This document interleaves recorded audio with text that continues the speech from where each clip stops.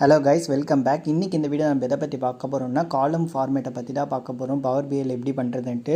So சேனலை subscribe பண்ணாலும் subscribe பண்ணிட்டு பாருங்கள். ஸோ இப்போ நான் என்ன பண்ணுறேன்னா கஸ்டமர் சென்டர் டேப்குள்ளே போகிறேன்.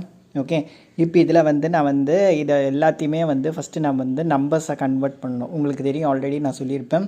இன்கேஸ் வேல்யூஸாக இருந்தால் டாலர்ஸாக கன்வெர்ட் பண்ணிக்கோங்க, ருப்பீஸாக இருந்தால் டாலர்ஸாக கன்வெர்ட் பண்ணிக்கோங்க. லைக் ஃபார்மேட் டெசிமல் நம்பராக மாற்றிக்கோங்க. ஓகே, இப்போ நான் அதே மாதிரி தான் என்ன பண்ணுறேன்னா அது காலம் டைப் நான் சேஞ்ச் பண்ணிக்கிறேன். ஓகே, டாலர்ஸாக கன்வெர்ட் பண்ணிக்கிறேன்.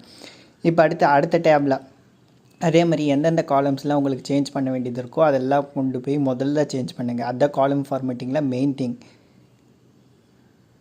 இப்போ நான் செக் பண்ணுறேன் என்னென்ன டேபில் என்னென்ன ஷீட்டில் எந்தெந்த ஃபார்மேட் அப்ளை ஆகிருக்குன்னு சொல்லிட்டு. இன்கேஸ் அது சேஞ்ச் ஆகலைன்னா நீங்கள் சேஞ்ச் பண்ணிக்கோங்க மேனுவலாக.